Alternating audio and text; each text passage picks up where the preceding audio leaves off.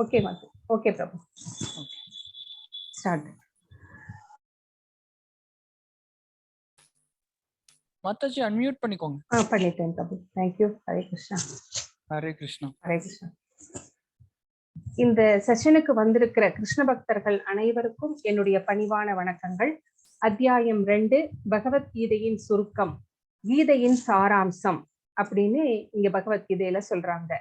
இந்த செகண்ட் சாப்டரை கீதையினுடைய சாராம்சம் அப்படின்னு ஏன் சொல்றாங்க அப்படின்னு நம்ம இன்னைக்கு பார்க்க போறோம். ஆரம்பிக்கலாம். அதுக்கு முன்னாடி பிரேயர் சொல்லி ஆரம்பிக்கலாம். ஓம் நமோ பகவதே வாசுதேவாய. ஓம் நமோ பகவதே வாசுதேவாய. ஓம் நமோ பகவதே வாசுதேவாய. ஓம் அஜ்ஞானத்திமிராந்தஸ்ய ஞானாஞ்சனசலாகயா சக்ஷுரோன்மிலிதம் கேன தஸ்மை ஸ்ரீ குரவே நமக. நம ஓம் விஷ்ணுபாதாய கிருஷ்ணப்ரஸ்தாய பூதலே ஸ்ரீமதே பக்தி வேதாந்த ஸ்வாமிநிதி நாமினே. நமஸ்தே சரஸ்வதி தேவே கௌரவாணி பிரச்சாரிணே நிர்விசேஷ शून्यवादी पाश्यता देशतारिणे. हे कृष्ण करुणा सिंधु दीनबंधो जगत्पते गोपेश गोपिका कांत राधा कांत नमोस्तुते. सप्त कांचन गौरंगी राधे वृंदावनेश्वरी वृषभानुसुते देवी प्रणमामि हरिप्रिये. जय श्री कृष्ण चैतन्य प्रभु नित्यानंदा श्री अद्वैत गदाधर श्रीवासादि गौर भक्त वृंदा. हरे कृष्णा कृष्ण कृष्ण हरे हरे, हरे राम राम राम हरे हरे. हरे कृष्णा कृष्ण कृष्ण हरे हरे, हरे राम राम राम हरे हरे. हरे कृष्णा कृष्ण कृष्ण हरे हरे, हरे राम राम राम हरे हरे. हरे कृष्णा. जगद्गुरु श्रील प्रभुपाद की जय. இந்த செஷனுக்கு வந்திருக்கிற கிருஷ்ண பக்தர்கள் அனைவரையும் மீண்டும் ஒரு முறை என்னுடைய பணிவான வணக்கங்களை தெரிவித்து இந்த செஷனுக்குள்ள நம்ம போகலாம். பிரபு ஸ்லைட் சேஞ்ச் பண்ணுங்க பிரபு. ஸ்ரீ ஸ்ரீ ராதா கோவிந்தர் இஸ்கான் மேங்களூருக்கு நம்முடைய பணிவான வணக்கங்களை தெரிவித்து விட்டு இந்த செஷனுக்கு போகலாம். ஹரே கிருஷ்ண கிருஷ்ண கிருஷ்ண ஹரே ஹரே, ஹரே ராம ராம ராம ஹரே ஹரே. ஓகே பிரபு. நம்ம அத்தியாயம் 1 சுருக்கம் என்ன அப்படின்னு பார்க்க போறோம். அதனுடைய ஒரு குயிக் ரீகேப் மட்டும் பார்த்துடலாம். இரக்கம், இன்பமின்மை, பாவச்செயல், குடும்ப பாரம்பரியம், இருமணம், இந்த 5 ரீசனையும் சொல்லி அர்ஜுனர் நான் போர் செய்ய மாட்டேன் அப்படின்னு பகவான் போர் செய்ய சொன்னப்ப கூட மறுத்துடுறாரு. அதெல்லாம் ஒவ்வொன்றும் என்ன ரீசன் அப்படின்னு நம்ம நேற்றே விளக்கமா பார்த்தோம். அது உங்களுக்கு ஞாபகத்தில் இருக்கும்னு நான் நினைக்கிறேன். அடுத்தது போலாம் பிரபு. இரக்கம் அப்படின்னா பகவான் என்ன சொல்றார் அப்படின்னா, நாம் இந்த உடல் அல்ல. நாம் அப்ப உடல் அல்ல அப்படின்னா நம்ம யார் அப்படின்னா நம்ம ஆத்மா அப்படின்னு இந்த செகண்ட் சாப்டர்ல பகவான் சொல்ல போறார். சோ 11 30வது ஸ்லோகம் வரைக்குமே அதை பத்தி பேச போறார். ஞான யோகம். இன்பமின்மை அப்படின்னா என்ன? இன்பம், எனக்கு இவங்களை எல்லாம் கொன்னுட்டேன்னா எனக்கு என்ன சந்தோஷம் கிடைக்க போகிறது? இவர்கள் எல்லாம் என்னுடைய ஆச்சாரியர்கள், குருமார்கள், என்னுடைய தம்பிமார்கள், என்னுடைய ஃப்ரெண்ட்ஸ் அண்ட் ரிலேட்டிவ்ஸ். அதனால இவங்களை எல்லாம் கொன்னுட்டேன்னா எனக்கு என்ன இன்பம் கிடைக்க போகிறது பகவானே அப்படின்னு அர்ஜுனர் கேட்கிறாரு. அப்போ பகவான் என்ன சொல்றார் அப்படின்னா, சொர்க்கம் அல்லது ராஜ்யம் உனக்கு கிடைக்கும் அப்படிங்கிறாரு. சோ அது என்ன அப்படின்னு நம்ம விளக்கமா அந்த ஸ்லோகத்துக்குள்ள போகும்போது நம்ம பார்க்கலாம். அடுத்து ஒரு சொல்றாரு பாவச்செயல் அப்படின்னு சொல்றாரு. அதுக்கு பகவான் என்ன சொல்றாரு? புத்தி யோகம். புத்தி யோகம்னா பக்தி யோகத்தை தான் பகவான் இங்க புத்தி யோகம் அப்படின்னு சொல்றாரு. பக்தியோடு செயல்பட்டால் பாவம் இல்லை அப்படின்னு சொல்றாரு. எப்படி பக்தியோடு செயல்பட்டால் பாவம் இல்லை? நம்ம செய்கின்ற செயல்களை எல்லாம் பகவானுக்கு அர்ப்பணித்து விட்டால் அந்த பாவ செயல்கள் எல்லாம் பகவான் தீயிலே பட்ட தூசு போல எரித்து விடுகிறார். சோ நம்ம அந்த பாவ விளைவுகளிலிருந்து நம்ம காக்கிறார் அப்படிங்கிறதையும் நம்ம பாக்குறோம். அடுத்தது பிரபு இருமணம். சோ அவர்னால திடமான உறுதியோட ஒரு முடிவெடுக்க முடியல. அதனால அவர் பகவானுக்கு பகவான் கிட்ட சரணடைஞ்சிடுறாரு. நீங்களே எனக்கு எது நல்லதுன்னு சொல்லுங்க அப்படின்னு. சோ திடமான உறுதியோட பகவானுக்கு சேவை செய்யும் போது நம்ம வந்து நமக்குள்ள இருந்து பகவான் வந்து நம்மை வழிநடத்துவார் அப்படிங்கிறது நம்ம இங்க தெரிஞ்சுக்கிறோம். சிதாதிர் முனி. சிதாதிர் முனி அப்படிங்கிறது ஒரு முனிவரோட பேர் கிடையாது. அது வந்து கேரக்டர்ஸ். ஒரு நல்ல முனிவருக்கு என்னென்ன கேரக்டர்ஸ் இருக்கும் அப்படி இருந்தா அவங்க வந்து சிதாதிர் முனி. அது என்னென்ன கேரக்டர்ஸ் அப்படின்னு நம்ம பார்க்கலாம். அவங்க வந்து டிரான்சென்டென்டல் பொசிஷன்ல இருக்கிறவங்க, தெய்வீகமான ஆழ்நிலையில் இருக்கிறவர்கள், தன்னிலை உணர்ந்தவர்கள், செல்ஃப் ரியலைஸ்டு பர்சன்ஸ் அப்படின்னு சொல்றோம் நம்ம. சோ தூய ஆழ்நிலை உள்ள நபர்களை வந்து சிதாதிர் முனி அப்படின்னு நம்ம சொல்றோம். சோ குடும்ப பாரம்பரியம் நசிந்து போதல் அப்படின்னு ஒண்ணு சொன்னாரு. அது என்னன்னு நம்ம நேற்று விளக்கமாக பார்த்தோம். குடும்ப பாரம்பரியம் அப்படிங்கிறது நசிஞ்சு போகாது அர்ஜுனா. அதை நீ வந்து காக்கலாம். நீ வந்து போர்ல ஜெயிச்சு அந்த அரசாங்கம் உனக்கு வந்துருச்சு அப்படின்னா, ராஜ்யத்தை நீ வந்து ஆளக்கூடிய மன்னனாக இருக்கும்போது அந்த வர்ண சங்கரத்தை நீ வந்து தடுத்து நீ ஒரு எக்ஸாம்பிளா இருக்கலாம், ஒரு முன்மாதிரியாக இருக்க முடியும் அப்படின்னு சொல்றாரு பகவான். அடுத்தது பிரபு. இப்போ செகண்ட் சாப்டர்ல வந்து ஃபர்ஸ்ட் ஸ்லோகம் என்ன சொல்கிறது அப்படின்னு பார்க்கலாம். இன்னைக்கு வந்து மாதாஜி படிப்பாங்கன்னு நினைக்கிறேன். விஜயகுமாரி மாதாஜி இருக்கீங்கல்ல, நீங்க படிக்கிறேன்னு கேட்டுக்கிட்டீங்க ஸ்லோகம். நீங்க ரேஸ் பண்ணுங்க, பிரபு வந்து உங்களை வந்து அன்மியூட் பண்ணுவாரு. நான் இந்த ஃபர்ஸ்ட் ஸ்லோகம் மட்டும் நான் வந்து படிச்சிடுறேன். அடுத்ததுல இருந்து நீங்க படிக்க ஆரம்பிக்கலாம் மாதாஜி. மாதாஜி அன்மியூட் பண்ணிக்கோங்க மாதாஜி. பண்ணிக்கிட்டேன் பிரபுஜி.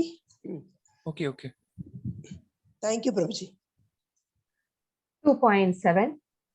ஸோ இந்த செகண்ட் சாப்டர் அப்படிங்கிறது கீதையின் சாரம் அப்படின்னு சொல்லப்பட்டிருக்கிறது. ஸோ இதை தெரிஞ்சுக்கிட்டவர்கள் வந்து யாராக இருப்பார்கள் அப்படின்னா, எல்லாம் உணர்ந்த ஞானிகளாகத்தான் இருப்பார்கள். அதாவது உண்மையில உணர்ந்தவர்கள். நம்ம வந்து பேசுறோம், படிக்கிறோம், நான் இந்த உடல் அல்ல, நான் ஆத்மா அப்படின்னு நான் வந்து சொல்லலாம், நான் உங்களுக்கு சொல்லலாம், நானும் நினைச்சுக்கலாம். ஆனா அது உணர்வு பூர்வமாக நாம செயல்படுத்துகிறோமா அப்படின்னு பார்த்தா இல்ல. சோ அப்படி செயல்படுத்துபவர்கள் வந்து நம்ம எல்லாம் வந்து இப்ப ஃபர்ஸ்ட் ஸ்டெப் ஆன்மீகத்துல எடுத்து வச்சிருந்தாலும் சரி, 50 வருஷமா ஆன்மீகத்துல இருக்கிறவங்களா இருந்தாலும் சரி, உணர்வு பூர்வமாக நான் இந்த உடல் அல்ல, நான் ஆன்மா அப்படிங்கிறத வந்து எப்ப புரிஞ்சுக்கிறோமோ அப்பதான் பகவானுடைய திருநாட்டை வந்து நாம் அடைய முடியும். அது வரைக்கும் நம்ம பிறப்பு இறப்பு சக்கரத்திலே மாட்டிக்கொண்டுதான் இருக்க வேண்டும். புனரவி ஜனனம் புனரவி மரணம் அப்படின்னு நம்ம பஜகோவிந்தத்துல நம்ம கேட்டிருக்கிறோம். சோ இந்த பிறப்பு இறப்பு சக்கரத்துல மாட்டிக்கொண்டு நாம் திரும்ப திரும்ப பிறந்து இந்த துக்காலயம், இந்த பூலோகம் வந்து ஒரு துக்காலயம், இது வந்து அசாஸ்வதம். சோ அது அசாஸ்வதம்னு தெரியாம இதுதான் நிரந்தரம்னு நினைச்சுக்கிட்டு நம்ம மறுபடியும் பிறந்து இறந்து இந்த சைக்கிள்ல வந்து நம்ம மாட்டிக்கிட்டே இருக்கிறோம். சோ இதை எப்ப வந்து இதுல இருந்து தப்பித்து போவதுதான் நமக்கு இந்த மனித பிறவியினுடைய நோக்கமாக இருக்கிறது. ஆனா நம்ம நோக்கத்தை வந்து மறந்து விட்டவர்களாக இருக்கிறோம். நம்ம இந்த உலகத்துக்கு வந்ததே நல்லா எல்லாத்தையும் என்ஜாய் பண்ணணும் அப்படி இந்த மெட்டீரியல் வேர்ல்டுல நம்மளுடைய புலன்களை திருப்திப்படுத்துவதற்காக என்னென்ன செயல்கள் இருக்கிறதோ எல்லாத்தையும் செஞ்சு நம்ம சந்தோஷமா இருக்கிறதுக்காக தான் வந்து நம்ம இந்த மனித பிறவி அப்படின்னு நம்ம நினைச்சிட்டு இருக்கோம். அப்படி கிடையாது. நம்ம எல்லாருமே வந்து பார்ட்ஸ் அண்ட் பார்சல்ஸ் ஆஃப் பகவான். சோ அவருடைய அந்த துணுக்குகள், சோ அவரிடமிருந்து பிரிந்து வந்த அணு ஆத்மாக்கள். சோ மறுபடியும் நம்ம வந்து நம்ம எப்ப வருவோம் அப்படின்னு அவர் வந்து வழிமேல் விழி வைத்து காத்து கொண்டிருக்கிறார். சோ அவரிடம் வந்து போய் சேரணும் அப்படின்னா இந்த பிறவி அப்படிங்கிற இந்த வந்து நம்ம கட் பண்ணிடணும். மறுபடியும் பிறக்க கூடாது அப்படின்னா நம்ம என்ன பண்ணணும் அப்படின்னா இந்த ஆத்ம ஞானத்தை தெரிந்திருக்க வேண்டும். சோ இந்த செகண்ட் சாப்டர்ல என்ன சொல்றார் பகவான் அப்படிங்கறத நம்ம பார்க்கலாம். 2.7ல கார்பண்ய தோஷோ பகத ஸ்வபாவக ருச்வாமி த்வாம் தர்ம சம்மூட சேதக யச்ரேயசா நிஷிதம் ப்ரூஹிதன்மே சிஸ்யஸ்தேகம் சாதிமாம் த்வாம் பிரபன்னம். இப்போது நான் என் கடமையை பற்றி குழப்பமடைந்து கருமித்தனமான பலவீனத்தால் என் இயல்புகளையெல்லாம் இழந்து விட்டேன். இந்த நிலையில் எனக்கு எது நல்லது, என்று நிச்சயமாக கூறும்படி உம்மை கேட்டுக்கொள்கிறேன். இப்போது உம்மிடம் சரணடைந்த சீடன் நான். அருள் கூர்ந்து எனக்கு அறிவுரை கூறுவீராக. நீங்க வந்து கொஞ்சம் முன்னாடி போய் ஃபர்ஸ்ட் சாப்டர்ல என்ன பார்த்தோம்? நான் போர் செய்ய மாட்டேன், போர் செய்ய மாட்டேன், போர் செய்ய மாட்டேன், இந்த ரீசன்னால நான் போர் செய்ய மாட்டேன் அப்படியே அர்ஜுனர் சொல்லிக்கிட்டே இருந்தார். கிருஷ்ணர் ஒரு வார்த்தை கூட பேசவே இல்லை, எல்லாத்தையுமே கேட்டுக்கிட்டே தான் இருந்தாரு. இப்ப மறுபடியும் வந்து இப்போ அர்ஜுனரே தான் பேசுறாரு. நான் இந்த மாதிரி எல்லாம் குழப்பத்துல இருக்கிறேன் பகவானே, என்னுடைய கடமை என்ன? அர்ஜுனருடைய கடமை என்ன? அர்ஜுனர் யார்? அவர் ஒரு சத்திரியர். சத்திரியருடைய கடமை என்ன? ஒரு நாட்டை காப்பது. எதிரிகள் வந்து போர் தொடுக்க வருவார்களானால் அந்த எதிரிகளிடம் போர் செய்து மக்களையும் நாட்டையும் காக்க வேண்டியது அவருடைய கடமை.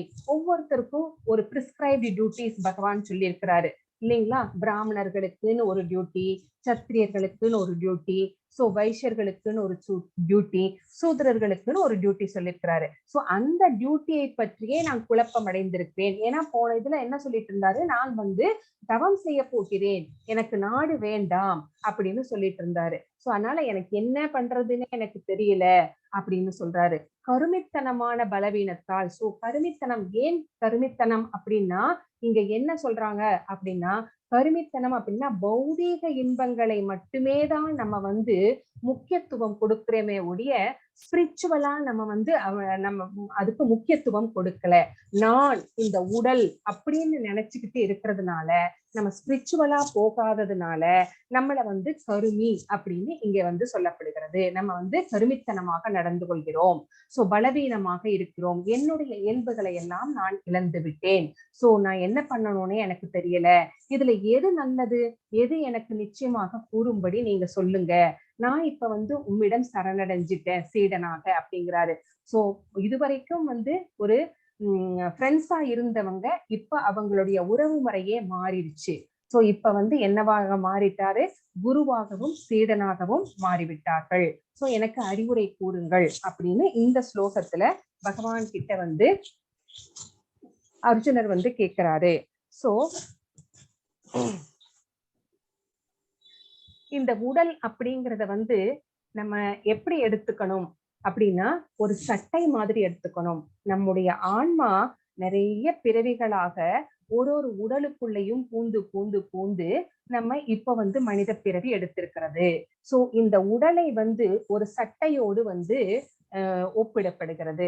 சட்டை நைந்து போய்விட்டால் என்ன ஆகும்? என்ன பண்ணுவோம்? நம்ம ஒரு சட்டை கிழிஞ்சிருச்சு, பழசாயிடுச்சு அப்படின்னா அதை தூக்கி போட்டுட்டு வேறொரு சட்டையை வந்து நம்ம புதுசா வாங்கி போட்டுக்குவோம். அந்த மாதிரிதான் ஆன்மாவும் என்ன பண்ணுகிறது அப்படின்னா, வயசாகி நம்ம இந்த உடல் தளர்ந்து உபயோகம் இல்லாமல் போகும்போது ஆன்மா என்ன பண்ணுகிறது? நாம வந்து என்னுடைய உடல் தளர்ந்து விட்டது அப்படின்னா மரணத்தை நோக்கி நாம் செல்வோம். அப்புறமா அந்த ஆன்மா வந்து வெளியேறி அந்த ஆன்மாவுக்கு அந்த கர்மாவை பொறுத்து பொறுத்து பொறுத்து பொறுத்து அதுக்கு இன்னொரு உடல் வந்து கிடைக்கிறது. சோ இந்த ஆன்மா வந்து என்ன பண்ணுகிறதுனா அப்படி பயணம் மேற்கொண்டு வேறு வேறு உடல்களிலே இருந்து பயணம் செய்து கொண்டே இருக்கிறது அப்படிங்கறத வந்து நம்ம இந்த சாப்டர்ல நல்லா புரிஞ்சுக்க போறோம். பிரபு மாட்டுங்க பிரபு. ஹரே கிருஷ்ணா.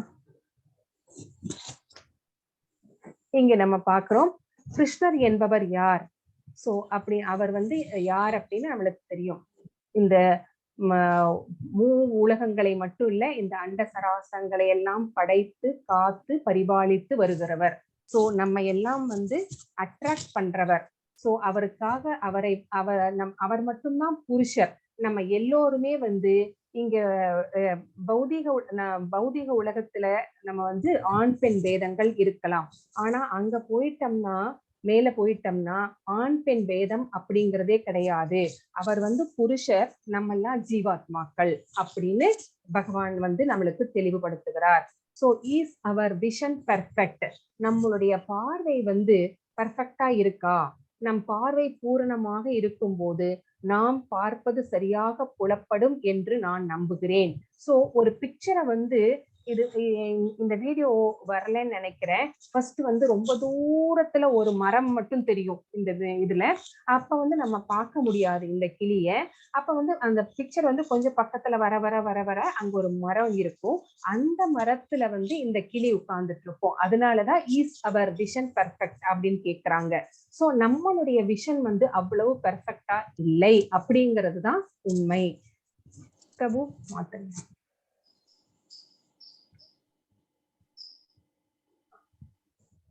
प्रभु मातंग माता जी पढ़ेंगे। हरे कृष्ण माता जी। हरे कृष्ण। देगिनोऽस्मिन् यथा ते के गौमारं यौवनं जरा तथा ते गान्धर्प्राप्तिर्धीरस्तत्र न मुह्यति। हरे कृष्ण माता जी। हरे कृष्ण माता जी।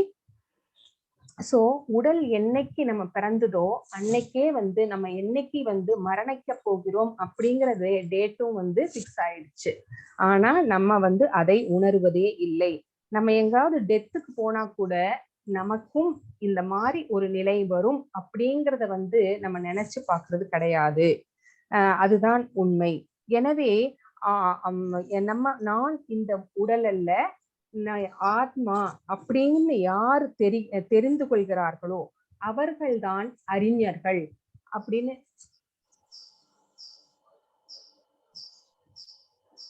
பிரபு பின்னாடி என்ன தெரியுது?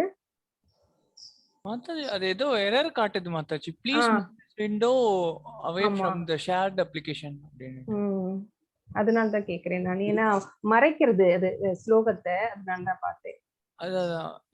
மாதாஜி நீங்க புக்ல படிச்சுக்கோங்க ஸ்லோகம். எஸ் மாதாஜி, நான் புக்ல தான் படிச்சிட்டு இருக்கேன் மாதாஜி. சரி சரி, ஓகே ஓகே ஓகே.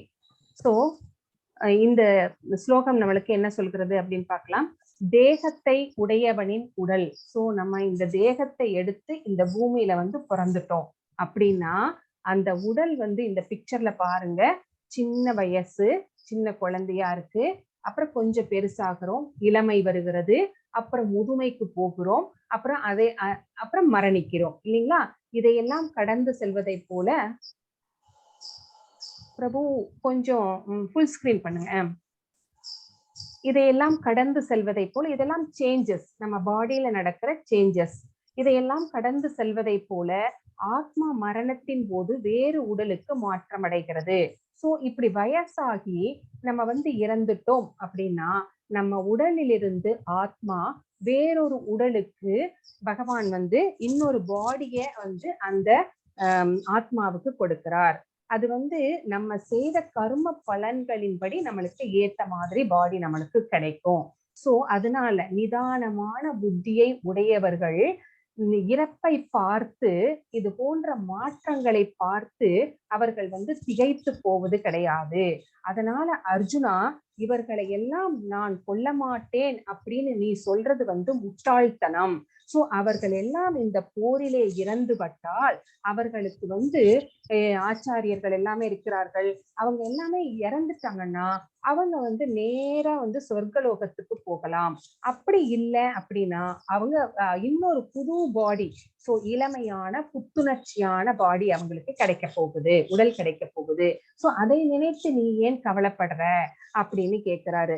சோ போரிலே இறப்பவர்கள் வந்து சொர்க்கலோகம் புகுவார்கள், வீர மரணம் அடைபவர்கள் அனைவருமே சொர்க்கம் புகுவார்கள் அப்படிங்கிறது நம்மளுக்கு தெரியும். சோ அதுதான் சொல்றாங்க. சோ அவங்களுக்காக நீ வருத்தப்படாதே, அறிஞர்கள் இதற்காக, இந்த மாற்றத்திற்காக வருந்த மாட்டார்கள். இது வந்து இது ஒரு நியதி, இயற்கையின் நியதி. சோ இது நடந்துதான் ஆக வேண்டும் அப்படின்னு பகவான் வந்து அர்ஜுனருக்கு சொல்றாரு, எடுத்துரைக்கிறார். மாத்துங்க பிரபு.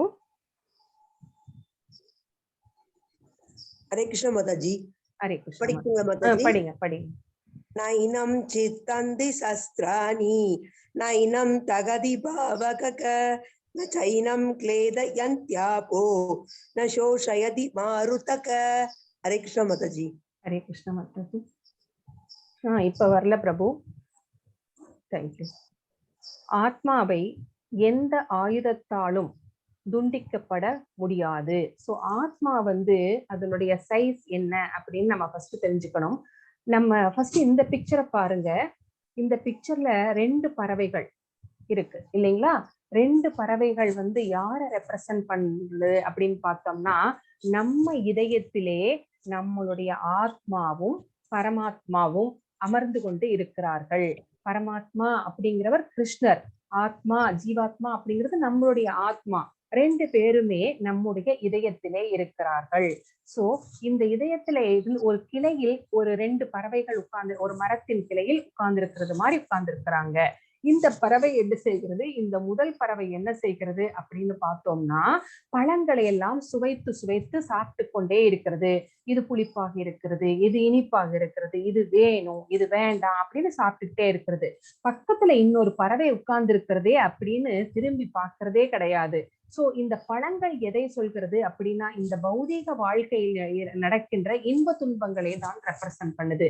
சோ பௌதீக வாழ்க்கையிலே நம்ம வந்து நம்மளுக்கு உடல் எடுத்து பிறந்து விட்டோம் அப்படின்னா இன்பங்களும் துன்பங்களும் மாறி மாறிதான் வந்து விட்டுருக்கோம். சோ இதை வந்து சுவைப்பதிலே இந்த இன்பம் கஷ்டம் வருது அப்படின்னா இந்த கஷ்டம் போயிடும், இன்னும் வந்து பெருசா இன்பம் வரும், இன்பம் வந்துருச்சுன்னா இது எப்பவுமே நினைச்சிருக்கணும் அப்படின்ட்டு இந்த பழங்களை வந்து சுவைத்து சுவைத்து பார்த்து சாப்பிட்டு கொண்டே இருக்கிறது.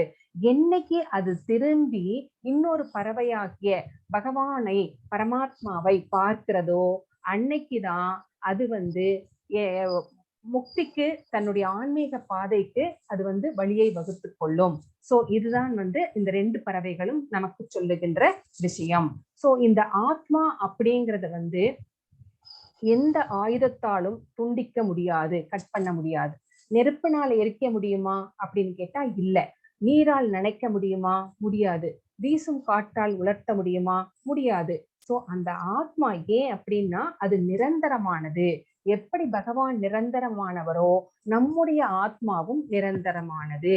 அதை வந்து எதனாலையுமே வந்து அழிக்க முடியாது. சோ அது வந்து எட்டர்னல். சோ ரொம்ப காலத்திலிருந்து இருந்துகிட்டேதான் இருக்குது. அது எப்ப வந்து தோன்றினது அப்படின்னு நம்மளுக்கு வந்து சொல்ல முடியாது. பகவான் எப்ப தோன்றினார்னு சொல்ல முடியுமா? சொல்ல முடியாது. அதே மாதிரி நம்மளுடைய ஆத்மாவும் நமக்கும் பகவானுக்கும் இருக்கின்ற இது என்ன அப்படின்னு கேட்டா இதுதான். சோ ஆனா பகவான் வந்து பரபிரம்மம், நம்ம வந்து சின்ன பிரம்மம். சோ இதுதான் வந்து நமக்கு 2 பேத்துக்கும் இருக்கிற வேறுபாடு. சோ ஆத்மாவை வந்து எதுவுமே பண்ண முடியாது. அதனுடைய சைஸ் என்ன அப்படின்னு கேட்டீங்கன்னா, நம்மளுடைய இந்த ஹேர் இருக்கு பார்த்தீங்களா, ஹேரை வந்து கட் பண்ணி அந்த நுனியை எடுத்துட்டு அந்த நுனியை 10,000 பீசஸா, அது பார்க்கவே முடியாது, நம்மள அந்த ஹேருடைய நுனியை பார்க்கவே முடியாது. ஆனா அந்த நுனியை வந்து 10,000 பீஸா கட் பண்ணினா அதுல ஒரு பீஸினுடைய சைஸ் என்னவோ அதுதான் அந்த ஆத்மாவுடைய சைஸ். ஆனா அத்தனூண்டு ஆத்மா நம்மளுடைய இந்த உடலுக்குள்ளே புகுந்து கொண்டு எப்படியெல்லாம் நம்மை ஆட்டுவிக்கிறது இல்லைங்களா? சோ ஆணையினுடைய உடலுக்குள்ளேயும் அத்தனூண்டு ஆத்மா தான் இருக்குது. யானை 4 மடங்கு சைஸ் பெருசா, ஆணை மாதிரி பெருசான திமிங்கலத்தினுடைய அந்த மனசுலையும் கூட இத்தனூண்டு ஆத்மா தான் இருக்குது. ஆனா நம்மை வந்து ஆட்டி வைப்பது அத்தனூண்டு ஆத்மாதான் அப்படிங்கிறது நம்ம இங்க தெரிஞ்சுக்கிறோம். சோ இதுல நம்ம நைனம் சித்தந்தி ஹஸ்திராணி நைனம் தகதி பாவக நச்சைனம் க்லேதயந்த்யாவோ நச்சோசயதி மாருதக அப்படிங்கிறது இந்த ஸ்லோகம் 2.23. மாதாஜி பிரபு மாத்துங்க பிரபு.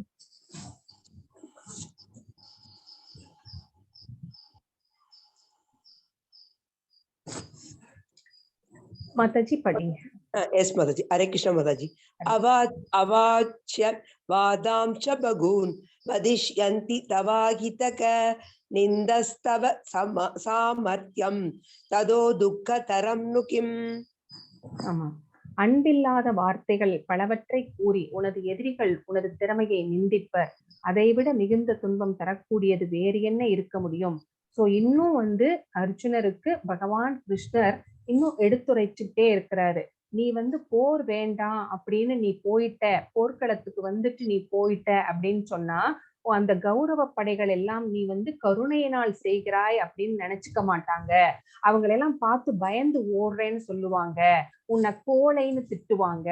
சோ இந்த மாதிரி அன்பில்லாத வார்த்தைகள் எல்லாமே வந்து சொல்லி உன்னுடைய திறமையை வந்து நிந்திப்பார்கள். சோ அர்ஜுனர் வந்து எந்த போரிலையுமே தோற்றது கிடையாது. சோ அப்படிப்பட்ட திறமை வாய்ந்தவர். அவருக்கு வந்து நிறைய சர்டிபிகேட்ஸ் எல்லாம் கிடைச்சிருக்கு, நிறைய மெடல் எல்லாம் வாங்கியிருக்காரு, அந்த மாதிரி பெரிய ஒரு வில்லாளி. சோ அப்படிப்பட்ட திறமைகளை உடைய உன்னுடைய திறமையை வந்து அவர்கள் வந்து பழித்து கூறுவார்கள். சோ இதை விட உனக்கு துன்பம் தரக்கூடியது வேற ஏதாவது இருக்க முடியுமா? நீ ஏன் இந்த மாதிரி சிந்திக்கிற அப்படின்னு பகவான் வந்து கனிந்து சொல்கிறார். சோ அர்ஜுனரை பார்த்து இந்த மாதிரி அறிவுரை கூறுகிறார். சோ நீ மனசு கலங்காத, அதனால நீ உறுதியாக எழுந்து போரிட தயாராகு அப்படின்னு பகவான் வந்து எடுத்துரைக்கிறார் அப்படிங்கறத நம்ம இந்த ஸ்லோகத்துல பாக்குறோம். हरे कृष्ण माताजी। अतो वा प्राप्स्यसि स्वर्गं जित्वा भोष्यसे मकिं तस्मात् उत्तिष्ठ कौन्तेय युद्धाय कृतनिश्चयः। हरे कृष्णा। हरे कृष्ण माताजी। சோ குந்தியின் மகனே, போர்க்களத்தில் நீ கொல்லப்பட்டால் ஸ்வர்க்கத்தை அடையலாம், வெற்றி பெற்றால் இவ்வுலகினை அனுபவிக்கலாம். எனவே உறுதியுடன் எழுந்து போர் புரிவாயாக. சோ போர்க்களத்துல நீ வந்து கொல்லப்பட்டுட்ட அப்படின்னா நீ நேரா ஸ்வர்க்கத்துக்கு போயிடுவ. சோ நீ எதுக்கு கவலைப்படுற? இல்ல நீ வந்து வெற்றி பெற்று விட்டாய் என்றால் நீ வந்து இந்த ராஜ்யத்தை வந்து ஆள போகிறாய். சோ நீ வந்து உனக்கு இன்பம் இல்லை அப்படின்னு சொல்றதுக்கு இதுவே கிடையாது. அதனால நீ எழுந்து உறுதியாக, சோ ஒரே மனதோட போக்கஸ்டா நீ எழுந்து போரிடுவாயாக அப்படின்னு வந்து பகவான் இந்த ஸ்லோகத்துல அவருக்கு வந்து அறிவுரை கூறுகிறார். அதனோட அதை விளக்கக்கூடிய பிக்சர்ஸ் தான் இங்க பார். நீ வந்து போர்ல வந்து இறந்துட்ட அப்படின்னா ஸ்வர்க்கத்துக்கு போவ, இல்லைன்னா உனக்கு வந்து ராஜ்யம் கிடைக்கும் அப்படின்னு இங்க வந்து சொல்றாரு. அத பிக்சரைஸ் பண்ணிருக்காங்க. அடுத்தது பிரபு படிங்க மாதாஜி. லோகா விக்ரமநாசோஸ்தி பிரத்யவாயோ ந வித்யதே ஸ்வல்பம் அப்யஸ்ய தர்மஸ்ய ராயதே மகதோ பயாத். ஹரே கிருஷ்ணா. ஹரே கிருஷ்ணா. இந்த முயற்சியில் குறைவோ இழப்போ இல்லை. எந்த முயற்சியில் அப்படின்னு பார்த்தோம் அப்படின்னா, நம்ம கிருஷ்ண பக்தியை வந்து நம்ம தொடர்ந்து செய்யும் போது, கிருஷ்ண உணர்வுக்கு வரும்போது, அதுல வந்து பக்தி செய்ய ஆரம்பிச்சிட்டோம் அப்படின்னா, நம்ம சின்ன சின்னதாக பக்தி செய்ய ஆரம்பிக்கும் போது அதை முழுமையாக செய்ய முடியலன்னா கூட அதுல வந்து எந்த டிராபேக்கோ குறையோ இழப்போ நம்மளுக்கு ஏற்படாது. ஆனா நமக்கு என்ன ஏற்படும் அப்படின்னா, சின்ன சின்ன முன்னேற்றங்கள் கூட நம்மை வந்து மிக பயங்கரமான பயத்திலிருந்து ஒருவனை காக்கும். சோ கிருஷ்ண பக்தி அப்படிங்கிற அந்த முயற்சியை செய்யும் போது இதையெல்லாமே நம்ம வந்து ஃபீல் பண்ணுவோம். அந்த கிருஷ்ண பக்தி அப்படிங்கிறது நமக்குள்ள வந்துருச்சு அப்படின்னா நம்ம எப்படி இருப்போம்? இந்த ஜென்மத்துல நம்ம கிருஷ்ண பக்தி பண்றோம், அப்புறம் நான் வந்து இந்த உடலை உகுத்து விடுகிறேன் அப்படின்னு வச்சுக்கோங்களேன். அடுத்த ஜென்மத்துல நான் 5% இந்த ஜென்மத்துல பக்தி பண்ணியிருந்தேன்னா நான் அடுத்த ஜென்மத்துல 6% இருந்து அந்த 5% இருந்து தான் ஆரம்பிப்பேன். இது வந்து பேங்க் இது மாதிரி கிடையாது, ஜீரோ பேலன்ஸ் கிடையாது. நம்ம எங்க விட்டோமோ பக்தியை அங்கிருந்தே வந்து நம்ம தொடர்ந்து செய்ய முடியும். சோ இந்த ஜென்மத்துல வந்து நான் ஒரு MBBS டாக்டர், அடுத்த ஜென்மத்துல வந்து நான் இறந்துருவேன், இந்த அடுத்த ஜென்மத்துல நான் வந்து யாருக்காவது மருத்துவம் பார்க்க முடியுமா? முடியாது. ஆனா பக்தி வந்து அந்த மாதிரி கிடையாது.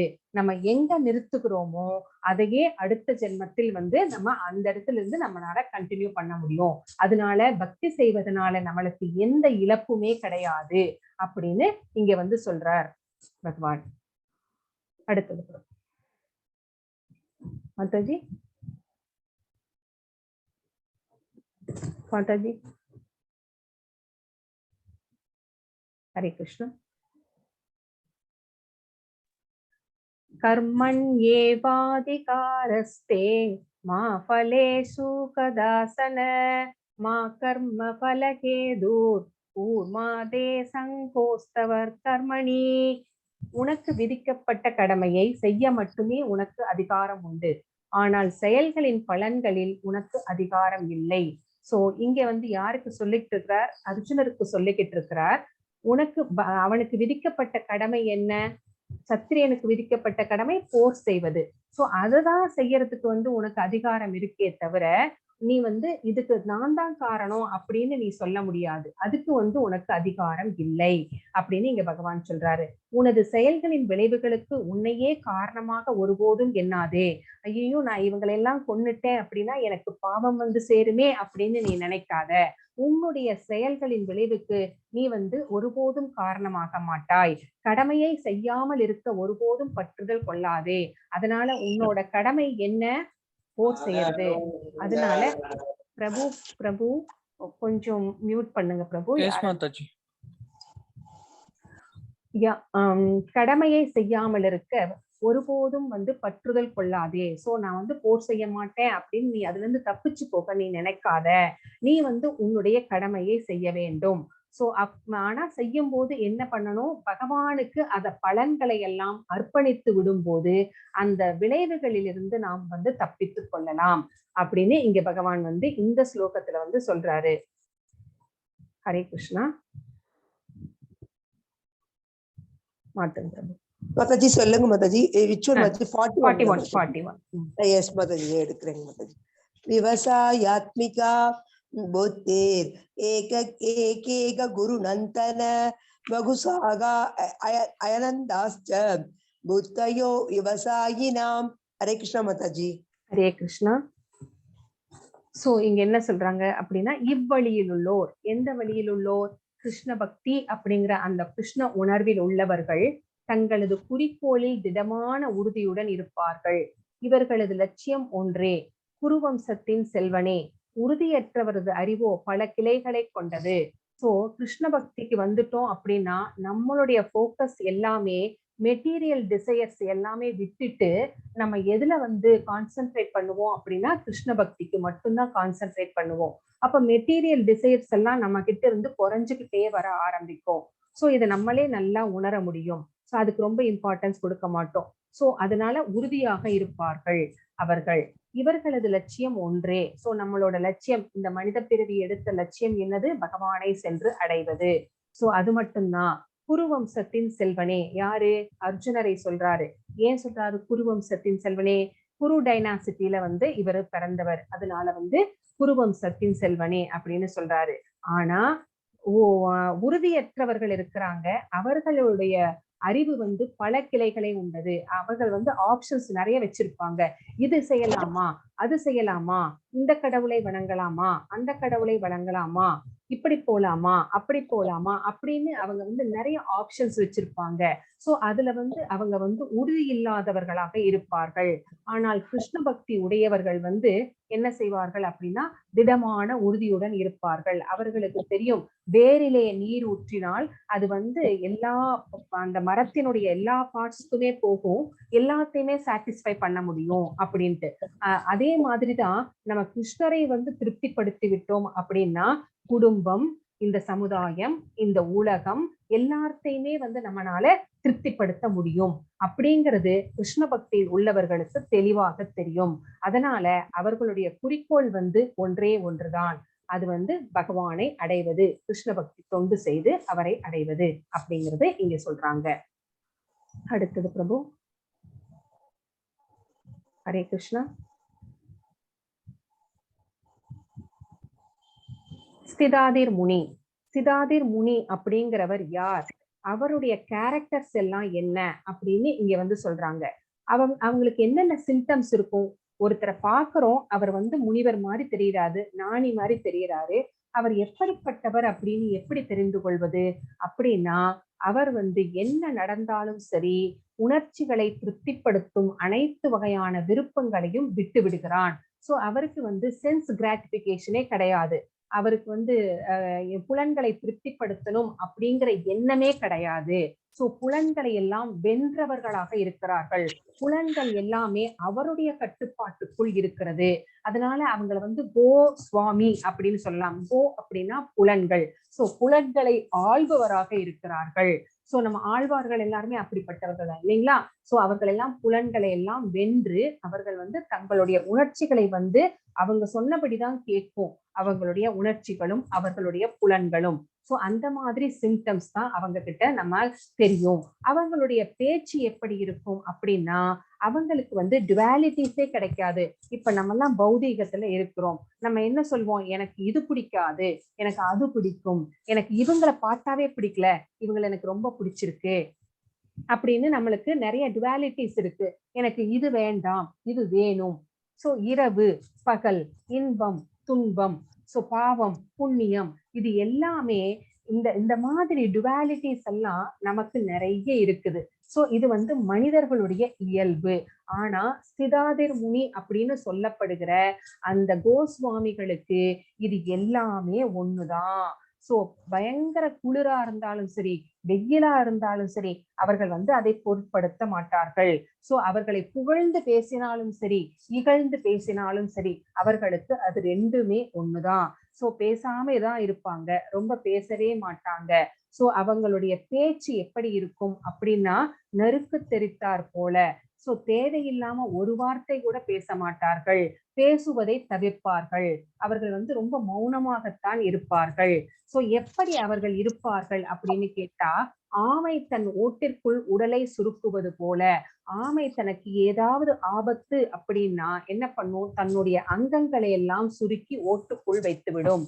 அந்த மாதிரிதான் இவர்களும் கூட கிருஷ்ணருக்கு சம்பந்தப்படாத விஷயங்களை பேசும் போதும் கேட்கும் போதும் பார்க்கும் போதும் அவர்கள் அதில் ஈடுபட மாட்டார்கள். சோ தங்களுடைய எண்ணங்களை எல்லாம் சுருக்கி கொண்டு ஒரு ஆமையை போலே வந்து அவர்கள் வந்து ஒதுங்கி விடுவார்கள். அந்த மாதிரி இருக்கிறவர்கள் தான் சிதாதிர் முனி அப்படின்னு சொல்லப்படுகிறார்கள். எப்படி நடந்து கொள்வார்கள், அவர்களுக்கு ஆசை என்பது அறவே கிடையாது, எதன் மேலும் ஆசை கிடையாது. எப்படி இருப்பாங்க, ஒரு ஒத்த துணிதான் கட்டிட்டு இருப்பாங்க. ஒரு நாள் தங்குற இடத்துல அடுத்த நாள் தங்க மாட்டாங்க.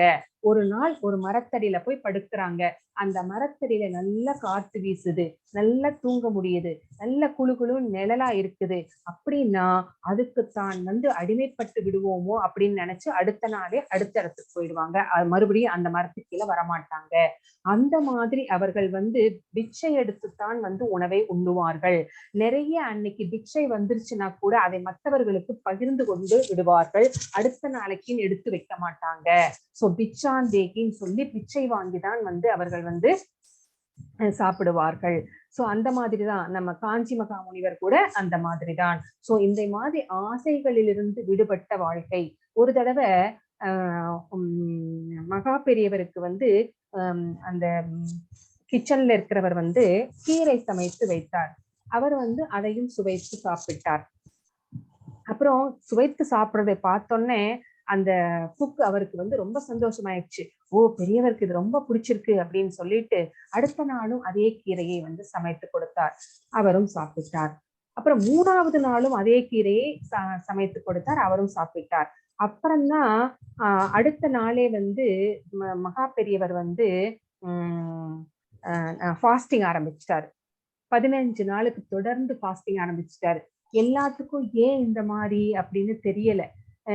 எதுக்காக இவர் ஃபாஸ்டிங் ஆரம்பிச்சாரு, இப்ப ஏகாதசி கூட கிடையாது, எதுவுமே இல்லையே, ஏன் இவ்வளவு நாள் சாப்பிட மாட்டேங்கிறாரு அப்படின்னு எல்லாம் தெரியல. அப்புறமா வந்து அவருக்கு ரொம்ப நெருக்கமான ஒருத்தரை அனுப்பி, ஏன் இந்த மாதிரி பண்றீங்க, இப்ப இவ்வளவு நாள் சாப்பிடாம இருந்தா என்னத்துக்காகிறது உடம்பு, ஏதாவது கொஞ்சமாச்சு சாப்பிடுங்க. அவர் சாப்பிடுறதே ஏதோ இத்தினூண்டுதான், ஒரு வாய் அவல் அந்த மாதிரிதான் சாப்பிடுவாரு. சோ அதையும் நீங்க வந்து இந்த மாதிரி பண்றீங்களே, சாப்பிடாம இருக்கிறீங்களே, கொஞ்சமாச்சும் பிச்சை எடுத்துக்கோங்க அப்படின்னு கேட்டப்போ, ஏன் இந்த மாதிரி சாப்பிடாம இருக்கீங்க அப்படின்னு கேட்டப்போ, நான் வந்து ஒரு துறவி. சோ நான் வந்து என்னுடைய நாக்குக்கு அடிமையாகி 3 நாளா சமைச்சு போட்ட கீரையை சாப்பிட்டுட்டு இருந்திருக்கேன். சோ அது வந்து ரொம்ப ரொம்ப தப்பான விஷயம். சோ இது எனக்கு நானே கொடுத்துக்கிட்ட தண்டனை அப்படின்னு வந்து மகா பெரியவர் வந்து சொன்னாராம். சோ அப்புறம் எல்லாரும் கெஞ்சி கேட்டு அவரும் மாட்டவே மாட்டேன்ட்டாரு. அந்த 10 நாள் ஃபாஸ்டிங் அப்புறம் தான் அவரே வந்து சாப்பிட ஆரம்பிச்சாராம். சோ அந்த மாதிரி துறவிகள் எல்லாம் வந்து ஸ்திதாதிர் முனி அப்படின்னு சொல்லப்படுகிறார்கள். அவர்களுக்கு ஆசை என்பது அறவே கிடையாது. சோ எல்லாவற்றையும் துறந்தவர்களாக அவர்கள் இருக்கிறார்கள். அப்படிங்கிறது தான் வந்து சுதாதிர் முனியோட அந்த சிம்டம்ஸ், கேரக்டர்ஸ் அப்படின்னு சொல்லலாம். மாதாஜி, பிரபு மாற்றுங்க பிரபு. சோ இப்ப வந்து பகவான் பேச ஆரம்பிக்கிறார். மாதாஜி படிக்கிறீங்க மாதாஜி 55 தானேங்க மாதாஜி. படிங்க. பகவானுவாச்ச பிரஜ ஆதி யதா காமான் சர்வான் பார்த்த மனோகதான் ஆத்மன் ஏவாத்மனா துஷ்ட ஸ்தித பிரஞ்சஸ்ததோச்சதே. ஹரே கிருஷ்ண மாதாஜி. ஹரே கிருஷ்ண மாதாஜி. புருஷோத்தமராகிய முழுமுதற் கடவுள் கூறினார், பார்த்தனே, எப்போது ஒருவன் தமது மனக்கற்பனையினாலும் புலனுகர்ச்சிக்கான எல்லா ஆசைகளையும் துறந்து தூய்மையடைந்த மனதுடன் தன்னில் திருப்தி அடைகின்றானோ அப்போது அவன் தெய்வீக உணர்வில் நிலை பெற்றவனாக அறியப்படுகிறான். சோ நம்ம கற்பனை ஜாஸ்தி நம்மளுக்கு இல்லைங்களா, நம்ம கிட்ட இருக்கோ இல்லையோ நம்ம வந்து கற்பனை பண்ணுவோம், நிறைய கற்பனை பண்ணுவோம். அந்த கற்பனையினால நமக்கு என்ன வரும் அப்படின்னா ஒரு பொருள் மேல வந்து ஆசை ஏற்படும். சோ அந்த மாதிரி ஆசைகளை எல்லாம் வந்து துறந்து விட வேண்டும். சோ அப்பதான் நம்மளுடைய மனசு இல்லைன்னா மனசு கலங்கப்பட்டு கொண்டே இருக்கும். சோ அந்த மாதிரி ஆசைகளை துறக்கும் போது தூய்மை அடையும் நம்முடைய மனசு. சோ அப்போ நமக்கு என்ன இருக்குதோ அதை வச்சு நம்ம வந்து திருப்தி அடைவோம். சோ இந்த மாதிரி வந்து ஒரு தெய்வீக உணர்வில் இருக்கும் போதுதான் அவன் நிலை பெற்றவனாக, அவன் செல்ஃப் ரியலைஸ்டு பர்சன் அப்படின்னு வந்து சொல்லப்படுகிறான். இல்ல மனசு என்னென்னலாம் ஆசைப்படுதோ அதை நோக்கி ஓடிக்கொண்டே இருந்தால் நம்ம அந்த கம்ஃபர்ட் ஜோனை பார்த்து நம்ம ஓடிக்கிட்டே தான் இருப்போம். நம்மளுக்கு திருப்தி என்பது நம்மளுக்கு இருக்கவே இருக்காது வாழ்க்கையில.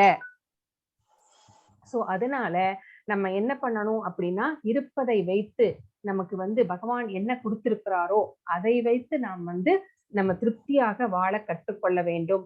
நம்மளுடைய அந்த கற்பனையினால எழுகின்ற ஆசைகளை எல்லாம் துறந்து விட வேண்டும் அப்படின்னு இந்த ஸ்லோகம் வந்து நம்மளுக்கு சொல்கிறது. அடுத்தது பிரபு.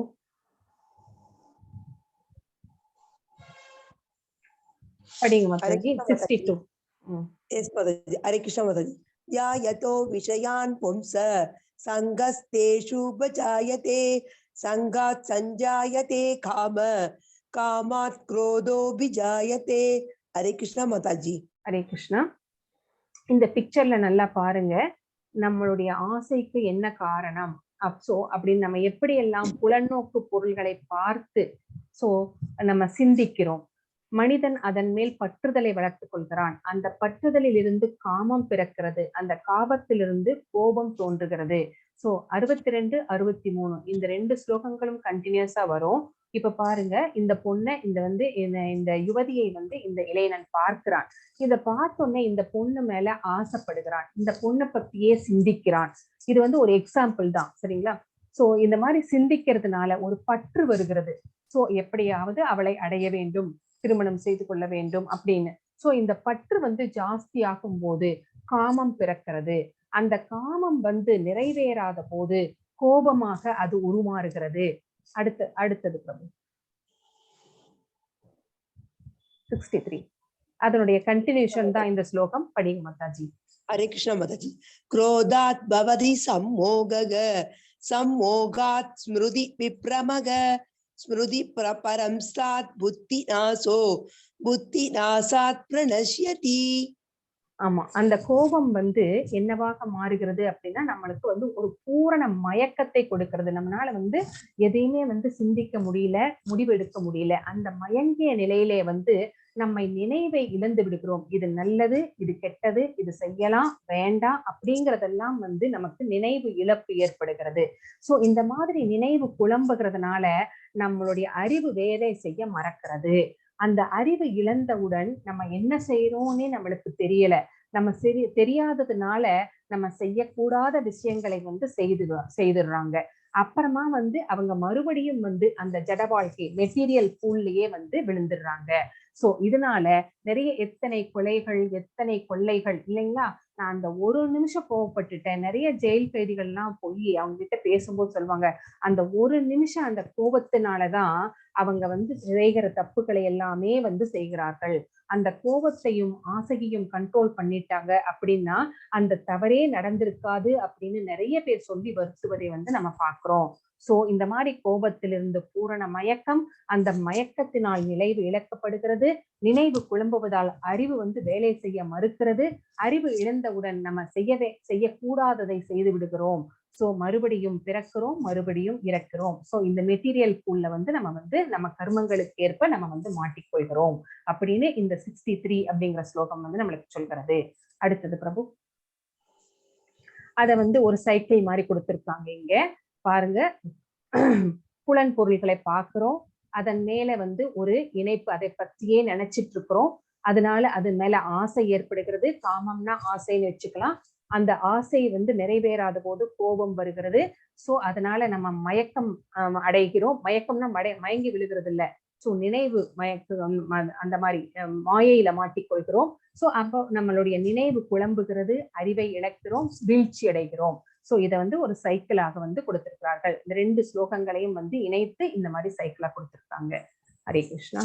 அடுத்தது சோ அர்ஜுனனின் ஆட்சேபனைகளுக்கு கிருஷ்ணரின் தீர்வுகள். நம்ம ஆல்ரெடி இதை வந்து பார்த்துட்டோம், மறுபடியும் ஒரு தடவை பார்க்கறதுல தப்பே இல்லை. இந்த இரக்கம், சோ நீ இறக்கப்படாதே அர்ஜுனா. நம்ம எல்லாருமே வந்து உடல் கிடையாது, நம்ம எல்லாருமே வந்து ஆத்மா. இந்த உடல் என்பது வந்து என்ன அப்படின்னா, பிரபுபாதர் வந்து ஒரு அனாலஜி சொல்லியிருப்பாரு அந்த ஸ்லோகத்துல. ஒருத்தர் வந்து கடல்ல வந்து விழுந்துட்டாருன்னு வச்சுக்கோங்க, தத்தளிச்சிட்டு இருக்கிறாரு உயிருக்கு. அப்போ வேற ஒருத்தர் வந்து போய் காப்பாத்த போறாரு. அப்ப காப்பாத்த போனவரு அந்த உடலை வந்து பற்றி, தலைமயிரை பற்றி இழுத்து கொண்டு வருவாரா, இல்லை சட்டையை மட்டுமே எடுத்து கொண்டு வருவாரா அப்படின்னு கேட்டா நம்ம என்ன சொல்லுவோம்? இல்ல இல்ல, அப்போ அந்த உடலை தான் வந்து எடுத்து கொண்டு வருவார் அப்படின்னு சொல்லுவோம். ஆனா சட்டையை மட்டும் நம்ம எடுத்து கொண்டு வருகிறோம். இந்த சட்டை அப்படிங்கிறது என்ன அப்படின்னா இந்த உடல். அப்போ உள்ள இருக்கிற ஆத்மா தான் நிஜமானது. சோ நம்ம அந்த ஆத்மாக்கு தான் வந்து இம்பார்ட்டன்ஸ் கொடுக்கணுமே ஒழிய நம்ம இந்த சட்டை, அதாவது இந்த உடலுக்கு இம்பார்ட்டன்ஸ் கொடுக்க கூடாது. ஆனா நம்ம என்ன பண்றோம்? நான், எனது அப்படிங்கிற அந்த பொய் அகங்காரம், ஃபால்ஸ் ஈகோ அப்படின்னு சொல்லுவாங்க இல்லைங்களா, அது நம்ம பிறக்கும் போதே நமக்கு உறவே வந்திருக்கு. அதனால நம்ம இந்த கலியுகத்துல மனித வாழ்க்கையில பொய் அகங்காரத்தினால நிறைய நம்ம வந்து பாதிக்கப்படுகிறோம். எப்படி அப்படின்னு கேட்டா, இப்ப வந்து நம்ம ஒரு பாத்ரூம்குள்ள போறோம், நம்ம வந்து வழுக்கி விழுந்துடுறோம், தடையில அடிபட்டுருது. அப்போ வெளியில இருக்கிறவங்க ஏதோ சத்தம் கேட்டுருச்சே அப்படின்னு ஓடி வர்றாங்க. ஓடி வந்து என்னாச்சு என்னாச்சு அப்படின்னு கேட்டா நம்ம என்ன சொல்லுவோம்? ஒண்ணு இல்ல அப்படின்னு சொல்லிடுவோம் இல்லைங்களா? அப்ப வந்து நம்மளுக்கு உடலுக்கு மட்டும்தான் அடிபட்டு இருக்குது இல்லைங்களா? அப்ப வந்து அதை நம்ம ஒண்ணும் இல்லைன்னு சொல்லி இக்னோர் பண்ணிட்டோம். அவங்க கிட்டயும் நம்ம அடிபட்டு இருந்தா கூட இல்லைன்னு சொல்லிட்டோம். இதுவே வந்து ஒரு கோயிலுக்கு போறோம், ஒரு 50 பேர் அங்க உட்கார்ந்து இருக்காங்க அந்த ஹால்ல, அப்ப நான் தவறி கீழே விழுந்துட்டேன், அப்போ எனக்கு எப்படி இருக்கும்? அப்போ முதல்ல பட்ட அடி பெருசா இருக்குமா, ரெண்டாவது பட்ட அடி பெருசா இருக்குமா? சொல்லுங்க. ஹரே கிருஷ்ணா. யாராவது ஒருத்தர் சொல்லுங்க. ஹேண்ட் ரைஸ் பண்ணுங்க. மாதாஜி, பிரபுஜி, ராஜலட்சுமி மாதாஜி ரைஸ் ஹேண்ட் பண்ணிருக்காங்க. ரெண்டாவதுல பட்டதுதான் நமக்கு பெருசா தெரியும். ஏன்னா அவமானப்படுவோம், எல்லாருக்கும் நடுவுல விழுறது அவமானமா. ஏன்னா அந்த அடி உடலுக்கு விழுந்த அடி கிடையாது, நம்முடைய அகங்காரத்தின் மேல விழுந்த அடி அது. அதனால நம்மளுக்கு வலி ஜாஸ்தியா இருக்கும். சோ அப்போ நம்ம எதை பெருசா நினைக்கிறோம் அப்படின்னா, நான், எனது அப்படிங்கிற அதுக்குதான் ரொம்ப இம்பார்ட்டன்ஸ் கொடுக்கிறோமே ஒழிய உள்ள இருக்கு ஆத்மா, அதை வந்து ஒரு நாளும் நினைத்து பார்த்ததே கிடையாது. அதனால நீயும் வந்து இந்த மாதிரி நினைச்சு பார்க்காம இருக்காத. அவர்கள் எல்லாம் போர் புரிய நின்று கொண்டிருக்கிற எல்லாருமே வந்து ஆத்மாக்கள், உடல் அல்ல அப்படின்னு பகவான் வந்து அர்ஜுனருக்கு வந்து இடித்து உரைக்கிறார், எடுத்து உரைக்கிறார் அப்படின்னு வச்சுக்கலாம். சோ அதனால அவர்களை கொல்ல போகிறோமே அப்படின்னு நீ வருத்தப்படாத அப்படின்னு இங்க வந்து சொல்றாரு. அடுத்தது இன்பமின்மை. சோ இன்பமின்மை அப்படின்னு நீ நினைக்காத அர்ஜுனா, நீ அவங்கெல்லாம் வந்து போர்ல இறந்தா சொர்க்கலோகம் போவார்கள், இல்லைன்னா அவர்களுக்கு புத்துணர்ச்சியான உடல் ஒன்று கிடைக்க போகிறது, இளமையான உடல். நீ வந்து போரிலே இறந்து பட்டால் நீ சொர்க்கம் போவாய், இல்ல நீ வந்து வெற்றி அடைந்தால் உனக்கு ராஜ்யம் கிடைக்க போகிறது. இதுல இன்பமின்மை அப்படின்னு சொல்றதுக்கு இடமே இல்லை அப்படின்னு வந்து பகவான் வந்து சொல்றாரு. அடுத்து பாவச் செயல். பாவ செயல்னா நீ செய்யறதுக்கு எல்லாமே நீதான் காரணம் அப்படின்னு நீ நினைச்சுக்காத. நீ செய்கிற எல்லாத்தையுமே அந்த ஃப்ரூட்டிவ் அந்த ஆக்டிவிட்டிஸோட அந்த ஃப்ரூட்ஸ் எல்லாமே வந்து பகவானுக்கு சமர்ப்பித்து விட்டால் அவர் என்ன பண்ணுவாரு அப்படின்னா பாவ விளைவுகளில் இருந்து நம்மை காத்து விடுகிறார். அதனால பக்தியோடு செயல்படு, புத்தியோகத்தில் செயல்படு, அதனால உனக்கு பாவம் வந்து சேராது அப்படின்னு சொல்றாரு. எல்லாத்தையுமே ஆட்டுவிக்கிறவர் அவர்தான் அப்படிங்கறத நம்ம மறந்துட்டு பேசுறதுனாலதான் நம்ம வந்து நான் தான் இதுக்கு காரணம், இந்த நான் இல்லைன்னா இந்த வீடை கட்டியே இருக்க முடியாது அப்படின்னு சொல்லுவோம், நான் இல்லைன்னா அதை செஞ்சே இருக்க முடியாது. அந்த நான் நான் நான் அப்படிங்கிறது இருக்கிறதுனாலதான் நம்ம இந்த மாதிரி எல்லாம் பேசுகிறோம். அந்த நானை வந்து ஒதுக்கி வச்சிட்டோம் அப்படின்னா எல்லாமே ஒரு புல் அசையணும் அப்படின்னா கூட பகவானுடைய அனுமதி இல்லாம எதுவுமே நடக்காது அப்படிங்கிறது நம்மளுக்கு தெளிவாயிருச்சு அப்படின்னா அந்த நான் அப்படிங்கிறது நம்ம விட்டு கொஞ்சம் கொஞ்சமாக விலகிக்குள்ளே வரும். அப்ப நம்ம பக்தி பாதையில் செல்ல ஆரம்பித்திருக்கிறோம் அப்படின்னு அர்த்தம். அடுத்தது வந்து குடும்ப பாரம்பரியம். சோ வர்ண சங்கரத்தை தடுக்க ஒரு முன்மாதிரியாக இருங்கள் அப்படின்னு சொல்றாரு. குடும்ப பாரம்பரியம் அழிந்து விடும். குடும்ப பாரம்பரியம் எப்படி அழியும்னு நான் உங்களுக்கு நேத்தே சொன்னேன். சோ குடும்ப தலைவர்கள் எல்லாமே வந்து போரிலே இறந்து விடுவார்கள். சோ அப்ப வந்து அந்த இளைஞர்களை வந்து அந்த வீட்டு இளைஞர்களை எல்லாம் வந்து வழிநடத்துவதற்கு பெரியவர்கள் இருக்க மாட்டார்கள். பெண்கள் எல்லாம் வந்து அவர்களை காப்பதற்கு ஆள் இல்லாததுனால அவர்களுக்கு அவங்க வந்து சுதந்திரம் மிகுந்தவர்களாக வருவார்கள். அப்ப வர்ண சங்கரம் அப்படிங்கிற அந்த தேவையில்லாத சந்ததிகள் உருவாக்கப்படுவார்கள். அந்த சந்ததிகள் கண்டிப்பாக வந்து அதர்மத்திலே தான் ஈடுபடுவார்கள். அவர்களுக்கு தர்ம பாதை தெரியாது, ஏன்னா சொல்லி கொடுக்க ஆள் இல்லை. சோ அந்த மாதிரி ஆக சான்ஸ் இல்லாம நீ பாத்துக்கோ. நீ ஒரு நாட்டினோட ராஜா ஆயிட்ட அப்படின்னா அவங்களுக்கு வேண்டிய பாதுகாப்பை கொடு, அவங்களுக்கு என்னென்ன தேவையோ அதையெல்லாம் செய்து கொடு, அவர்களை சரியான முறையிலே வழிநடத்து, அவங்களுக்கு ஒரு முன்மாதிரியான ஒரு எக்ஸாம்பிளரியா இரு அப்படின்னு வந்து இங்க வந்து சொல்றாரு. இருமணம். சோ ரெண்டு மனசுல வந்து முடிவெடுக்க முடியாம இருக்கும்போது நீ வந்து பகவானுக்கு பக்தியோகத்தில் ஈடுபடு, டிவோஷனல் சர்வீஸ்ல இருக்கும்போது பகவான் வந்து உன்னை வழி நடத்துவார். அதனால நான் சொல்றேன், நீ வந்து உறுதியோடு எழுந்து நின்று போரிடு அப்படின்னு வந்து இங்க வந்து பகவான் வந்து 41ல சொல்றார். அடுத்தது பிரபு. ஹரே கிருஷ்ணா. ஸ்லைட் முடிஞ்சிச்சு மாதாஜி. அப்படிங்களா? இதோட முடிஞ்சிருச்சுங்களா? ஓகே ஓகே, சரிங்க பிரபு. நீங்க ஸ்டாப் ஷேர் பண்ணிக்கோங்க பிரபு. ஓகே மாதாஜி. ஹரே கிருஷ்ணா. ஹரே கிருஷ்ணா. இந்த செகண்ட் சாப்டர்ல நம்ம வந்து ஒரு புது விஷயத்தை வந்து நம்ம கேள்விப்பட்டிருக்கிறோம். என்ன அப்படின்னு கேட்டா ஆத்மா உடல் அப்படின்னு நம்ம கேள்விப்பட்டிருக்கிறோம். மறுபடியும் மறுபடியும் பிறக்கிறோம் இறக்கிறோம் அப்படிங்கிற விஷயம் கூட நம்மளுக்கு புதுசாதான் இருக்கும் இல்லைங்களா? சோ எத்தனை பேருக்கு இது புதுசு? நாம மறுபடியும் நம்ம இறந்துட்டோம் அப்படின்னா நம்ம வாழ்க்கை முடிந்து விட்டது அப்படின்னு தான் நம்ம இத்தனை நாள் நினைச்சுக்கிட்டு இருந்தோம். ஆனா பகவத்கீதை என்ன சொல்கிறது அப்படின்னா ஆத்மா வந்து வேறொரு உடல் எடுத்து அப்படியே பிறவிகள் மாறி மாறி போய்கிட்டே தான் இருக்கும் அப்படின்னு ஒரு புது விஷயத்தை வந்து சொல்லிட்டு இருக்கு. சோ இந்த உடல் அப்படிங்கிறது வந்து ஒரு சட்டை.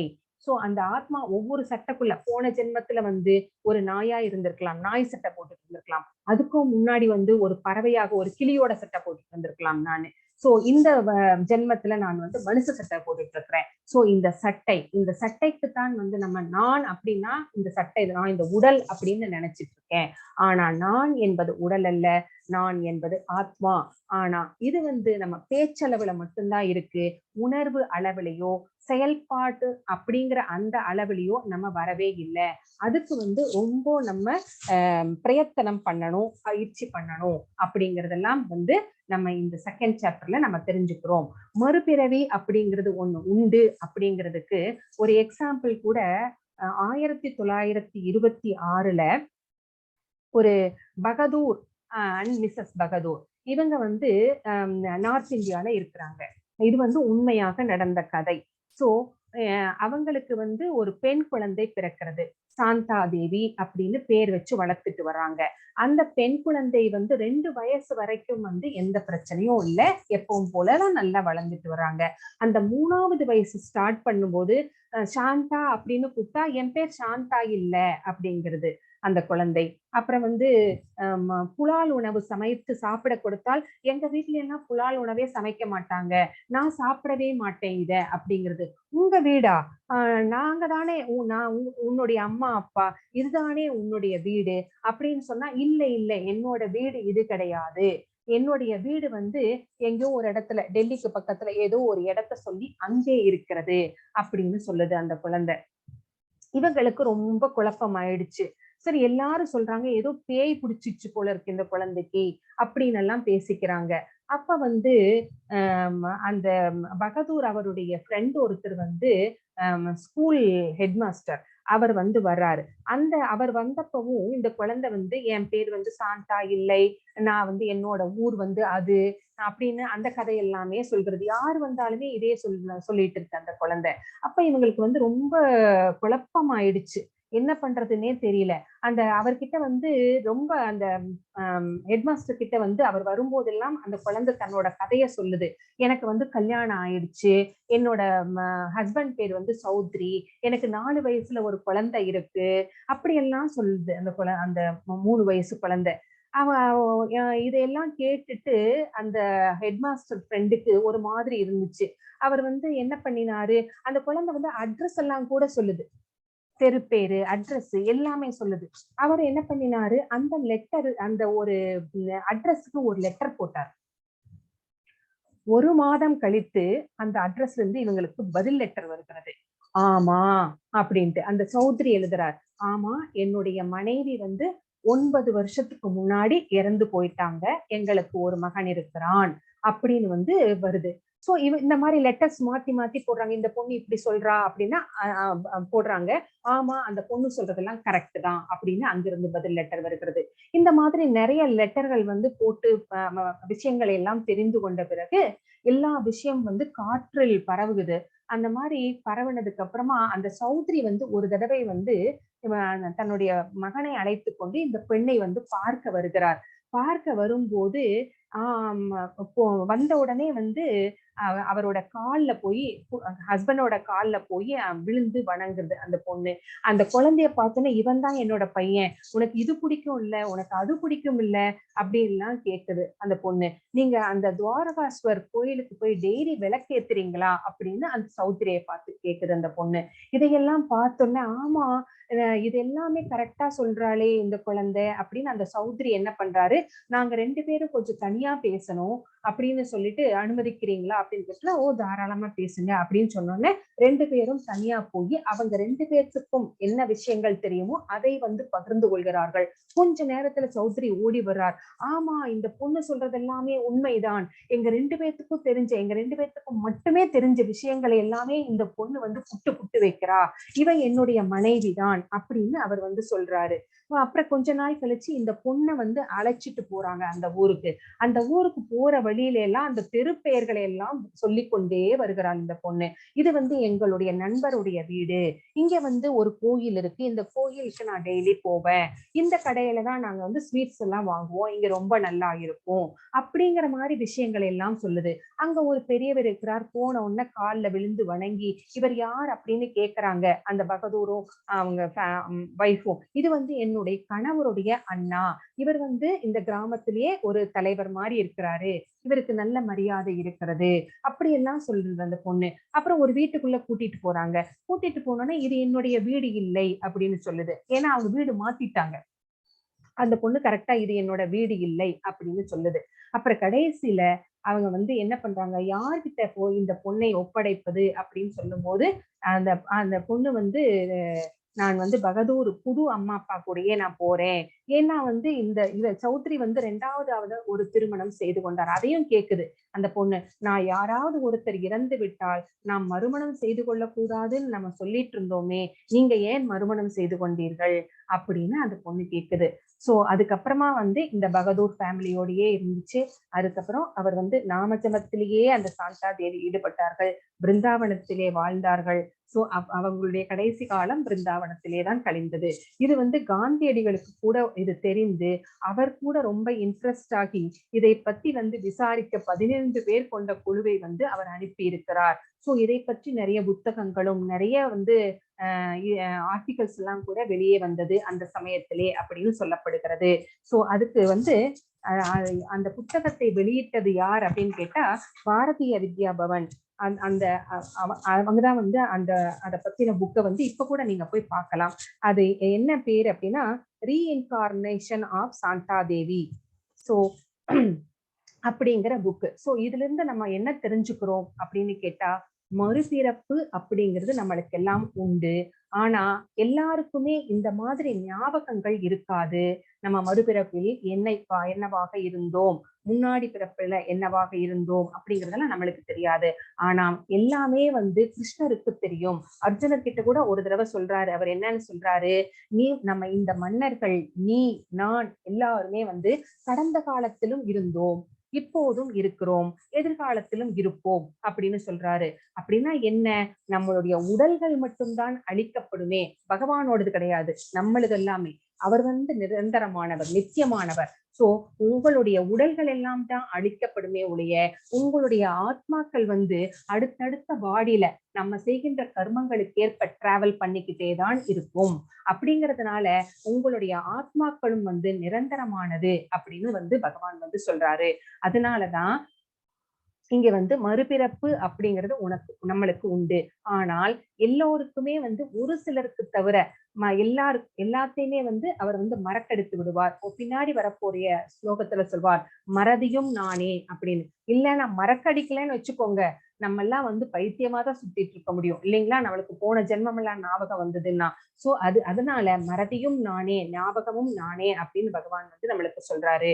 சோ நீ இதையெல்லாம் மறந்து விட்டாய் அர்ஜுனா, ஆனா உன்னுடைய எல்லாமே வந்து எனக்கு தெரியும். அவருக்கு வந்து அர்ஜுனரோடது மட்டும் கிடையாது, இந்த உலகத்தில் இருக்கிற அத்தனை ஜீவராசிகளுடைய கடந்த காலம், நிகழ்காலம், எதிர்காலம் எல்லாமே வந்து அவருக்கு தெரியும். சோ நீ இப்பவும் இருக்கிற, முதல்லயும் இருந்த, ஃபியூச்சர்லயும் இருப்ப, அதனால நீ கவலைப்படாத அப்படின்னு வந்து சொல்றார். சோ மறுபிறப்பு அப்படிங்கிறது உண்டு. இந்த மறுபிறப்பு அப்படிங்கிற சைக்கிளை வந்து நம்ம கட் பண்ணிட்டு நம்ம வந்து பகவானை சென்று அடைவதுதான் இந்த மனித பிறவி எடுத்ததன் நோக்கம் அப்படிங்கிறது இந்த செகண்ட் சாப்டர்ல இருந்து நம்ம தெரிஞ்சுக்கிறோம்.